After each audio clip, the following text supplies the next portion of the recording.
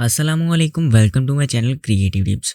आज मैं आपको पाइवट टेबल की एक्सेल में जो पाइवट टेबल है उसकी एक ऐसी ट्रिक बताऊंगा जिससे आपका जो वर्क है वो प्रोफेशनल लगेगा। आइए यहाँ पे स्टार्ट करते हैं। फर्स्ट ऑफ ऑल यहाँ पे देखिए मैंने एक यहाँ पे डेटा पुट कर रखा है। यहाँ पे मैं क्या करता हूँ, एक न्यू शीट ले लेता हूँ और यहाँ पे हम क्रिएट करेंगे सबसे पहले पिवट टेबल। इंसर्ट में जाएंगे और पिवट टेबल के ऊपर करेंगे क्लिक। क्लिक करने के बाद यहाँ पे देखें हम जो है यहाँ पे अपना पिवट टेबल एग्जिस्टिंग शीट में क्रिएट करेंगे। जो मेरा टेबल है उसकी रेंज यहाँ पे मैं सिलेक्ट कर देता हूँ इस तरह से।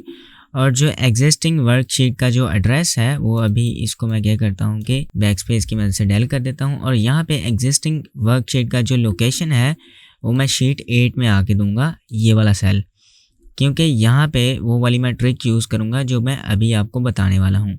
ये वाला सेल ले लेते हैं और मैं करता हूँ ओके।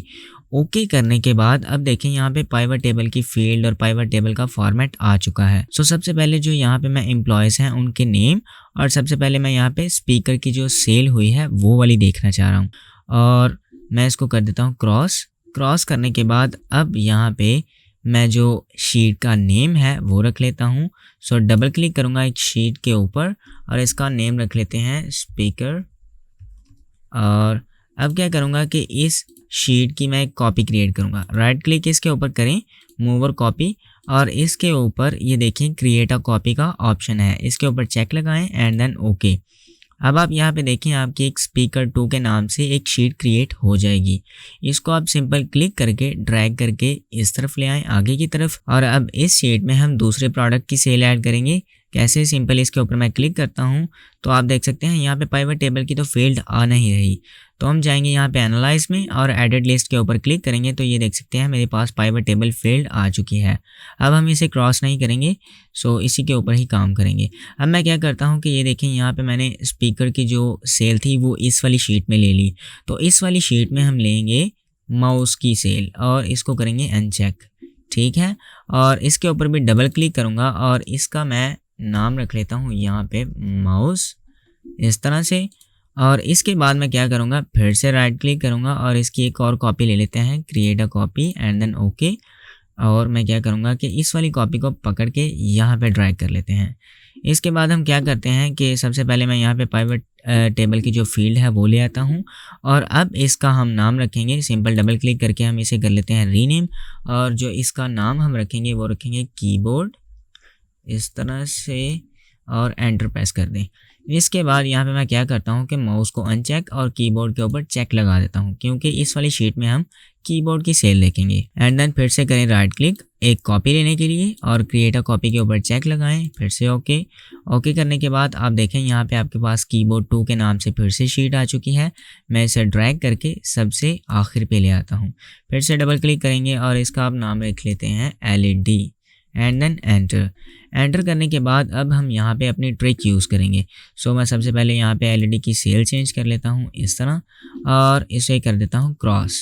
अब हम यहाँ पे अपनी वो वाली ट्रिक यूज़ करेंगे। कैसे? सिंपल आपने आना है इंसर्ट में और इंसर्ट में आने के बाद यहाँ पे आ जाना है शेप में। शेप हम यहाँ पे क्रिएट करेंगे। लाइक मैं क्या करता हूँ, यहाँ पे क्लिक करके ड्रैग करके एक शेप इंसर्ट कर लेता हूँ इस तरह से। अब क्या करूँगा कि कंट्रोल होल्ड करके इसकी एक कॉपी नीचे ले आता हूँ और शिफ्ट भी साथ दबाएंगे तो ये बिल्कुल स्ट्रेट आएगी। वैसे अगर मैं शिफ्ट नहीं दबाता तो आपकी ये शेप आगे पीछे जा सकती है। हम शिफ्ट दबाएंगे तो बिल्कुल स्ट्रेट मूव होगी। अब यहाँ पे देखें मेरे पास जो शीट्स हैं यानी कि जो प्रोडक्ट्स हैं वो 4 प्रोडक्ट्स हैं, इसीलिए मैं ये वाली जो शेप्स हैं इनकी भी 4 कॉपीज़ लूँगा। सिंपल फिर से कंट्रोल होल्ड करके क्लिक करके ड्रैग करेंगे, साथ में शिफ्ट भी दबाएंगे तो आप देख सकते हैं फिर से एक कॉपी आ गई। अब फिर से कंट्रोल होल्ड करके शिफ्ट दबाएंगे और यहाँ पे एक स्ट्रेट जो है नीचे की तरफ कॉपी क्रिएट कर लेंगे। अब क्या करेंगे कि सबसे पहली जो शेप है इसके ऊपर मैं सबसे पहली शीट का नाम लिखूँगा स्पीकर। यहाँ पे मैं लिख लेता हूँ स्पीकर। यहाँ पे हम लिखेंगे स्पीकर और यहाँ पे हम लिखेंगे माउस, यहाँ पे हम लिखेंगे कीबोर्ड और यहाँ पे हम लिखेंगे LED, इस तरह से। अब मैं कंट्रोल होल्ड करके सभी शेप्स को सिलेक्ट कर लेता हूँ और होम में आने के बाद यहाँ पे मैं आ जाऊँगा और इसका जो साइज़ है वो मैं थोड़ा बढ़ा लेता हूँ और इसे हम करेंगे बोल्ड।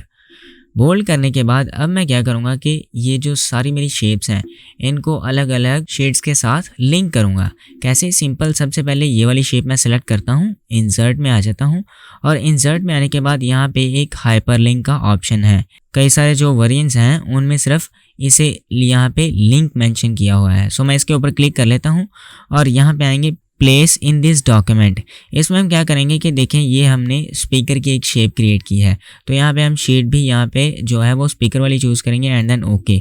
अब यहाँ पे माउस पे आ जाते हैं, फिर से हाइपरलिंक, और अब जो यहाँ पे हम शेड चूज़ करेंगे वो करेंगे माउस वाली, फिर से ओके। अब यहाँ पे कीबोर्ड में आ जाते हैं और यहाँ से फिर से जो मैं शेड चूज़ करूँगा वो करूँगा कीबोर्ड वाली, फिर से ओके करेंगे। अब आखिर में एलईडी की बारी है और यही प्रोसेस हम दोबारा रिपीट करेंगे एंड देन अब हमें ये वाली जो शेप्स हैं ये चारों, यानी कि ये जो चारों शेड्स हैं इनमें मैंने कॉपी करनी है। तो कंट्रोल होल्ड करके मैं इन सब शेप्स को सिलेक्ट करूँगा एंड देन कंट्रोल सी की मदद से मैं कॉपी कर लेता हूँ। कॉपी करके अब यहाँ पे आ जाता हूँ माउस वाली शीट में और यहाँ पे आके मैं कंट्रोल वी की मदद से पेस्ट करता हूँ इस तरह से। और अब कीबोर्ड वाली हम शीट में चले जाते हैं। कीबोर्ड वाली शीट में जाने के बाद फिर से यहाँ पे आऊँगा और कंट्रोल वी की मदद से पेस्ट करूँगा। याद रखिए आपको सारी शेप्स जो हैं वो एक ही जगह पे पेस्ट करनी है। अब एलईडी में आ जाते हैं ये वाली शीट में और यहाँ पे आकर भी हम कंट्रोल वी की मदद से पेस्ट करेंगे। अब देखिए मैं एग्जाम्पल के तौर पर स्पीकर वाली शीट पर दोबारा वापस आ जाता हूँ और यहाँ पे क्या करता हूँ, देखिए अगर आप स्पीकर के ऊपर क्लिक करेंगे तो ये डायरेक्टली यहीं पे आ जाएगी, लेकिन अगर मैं माउस के ऊपर क्लिक करूँगा तो आप देखें आपकी जो शीट है वो माउस वाली शीट में यानी कि तब्दील हो जाएगी। अब अगर मैं कीबोर्ड के ऊपर क्लिक करूँगा तो डायरेक्टली आपका जो डेटा है वो कीबोर्ड वाली शीट पे चला जाएगा, यानी कि आप डायरेक्टली मूव हो जाएंगे कीबोर्ड वाली शीट के ऊपर। अगर एलईडी के ऊपर क्लिक करूं तो आप डायरेक्टली मूव होंगे एलईडी वाली शीट के ऊपर। इस तरह से आप किसी भी शीट के ऊपर जा सकते हैं और अपनी गेम को एक ऊपर के लेवल पे ले जा सकते हैं, यानी पाइवट टेबल को आप एक अच्छे तरीके से रिप्रेजेंट कर सकते हैं। सो आई होप ये शॉर्ट सी क्लास, ये छोटी सी क्लास आपको पसंद आई होगी। अगर पसंद आई है तो प्लीज़ लाइक करें, शेयर करें दोस्तों के साथ, और अगर अभी तक आपने सब्सक्राइब नहीं किया तो प्लीज़ सब्सक्राइब करें। Thank you.